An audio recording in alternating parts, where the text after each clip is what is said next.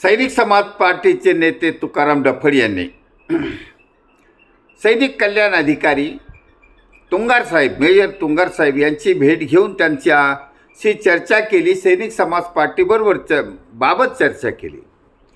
तेव्हा तुंगार साहेबांनी तुकाराम डफळच्या आणि सैनिक समाज पार्टीच्या कार्याचा मोठा गौरव केला, गुणगान गायले आणि त्याच्यामुळे या तुंगार साहेबांच्या आणि इतर अधिकाऱ्यांच्या प्रशंसेमुळे सैनिक समाज पार्टीवर जोडण्याचा ह्या सैनिकांचा ओढा वाढत चालला आहे. कारण सैनिकांच्या अडचणी आपण राजकारणात गेल्याशिवाय होणार नाही. कारण सैनिकाच्या अडचणी सैनिकांना समजू शकतात. राजकारणातल्या अनपढ अडाणी अल्पशिक्षित लोकांना त्या समजणार नसतात. ते फक्त चालली सिस्टम म्हणून चालली, परंतु विशेष सैनिकाकडे लक्ष देता येणार नाही, देत नसतात. कारण त्यांना त्यांचंच पडलं आहे.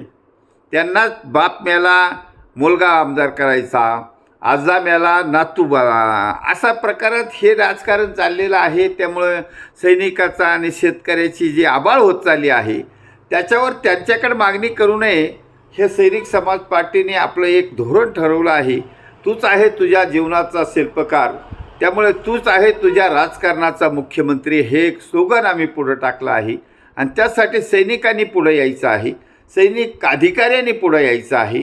सैनिक अधिकारी पुढे आल्यामुळे आपोआप माजी सैनिक पुढे येतील. 10 लाख माजी सैनिक आहेत असे तुंगार साहेबांना तुकाराम डफळ यांनी जवळ केल्यामुळे बरेच अधिकारी आल्यानंतर फौजी सहज येतात.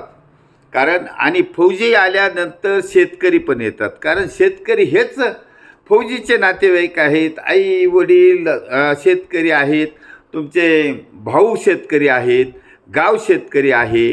प्रत्येक गावाचा फौजमध्ये जाऊन देशसेवा करत असतो. मग ह्या राजकारण्यातून भरडल्या गेलेल्या समाजाला बाहेर काढायचं काम सैनिक समाज पार्टीमार्फत फक्त फौजीच करू शकतो. म्हणून जे तुकाराम डफळने आंदोलन केलं आहे, भेट घेतली आहे, तुंगार साहेबांना ते एक आयडल म्हणून मानलं आहे. आणि तुंगार साहेबांनी पण नंतर सर्व्हिस संपल्यानंतर सैनिक समाज पार्टीबरोबर येणार, सैनिक समाज पार्टीची स्तुती केली आहे. सैनिक समाज पार्टी योग्य मार्गाने चालू आहे.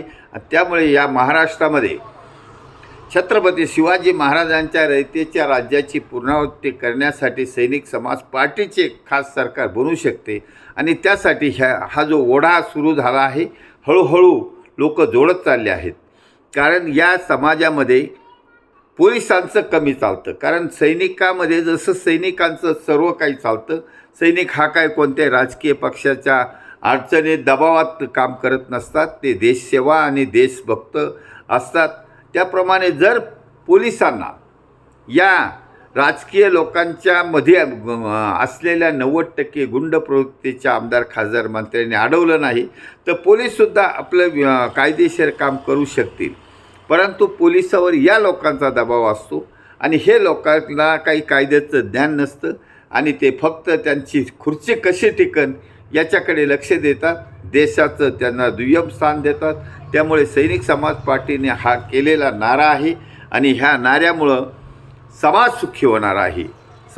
कारण या लोकांकडे, या 90% भ्रष्ट गुंडच्या आणि वंशवादी लोकांकडे टोळ्या असतात. टोळ्या त्यांचा गोंडच नाव दिलेलं असतं कार्यकर्ते.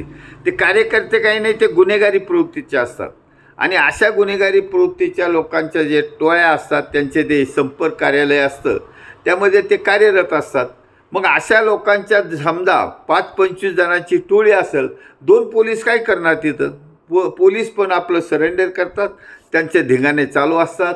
प्रत्येक शहरात ताबेमारी चालू असते, गुंडगिरी चालू असते, लुटमार चालू असते. अशा टोळ्यांना आवर घालायचा असेल तर पोलिसांना ताकद देणं गरजेचं आहे. आणि पोलिसांना ताकद देण्याचे, स्वातंत्र्य देण्याचं फक्त सैनिक समाज पार्टीचं सरकार आल्यावरच शक्य होणार आहे. म्हणून फौजी अधिकारी असो, पोलीस अधिकारी असो किंवा प्रशासकीय अधिकारी असो, रिटायरमेंटनंतर ते सर्वचे सर्व सैनिक समाज पार्टीबरोबर येणार आहेत आणि त्यांच्या अनुभवाचा सैनिक समाज पार्टीला फायदा होणार आहे.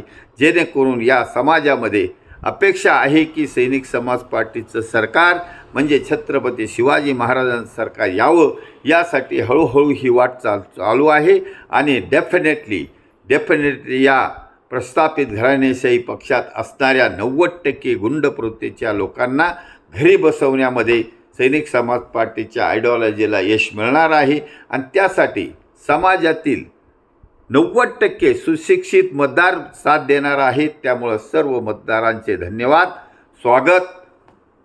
भारत वर्ष की जय, छत्रपती शिवाजी महाराज की जय. सैनिक समाज पार्टीचा विजय असो.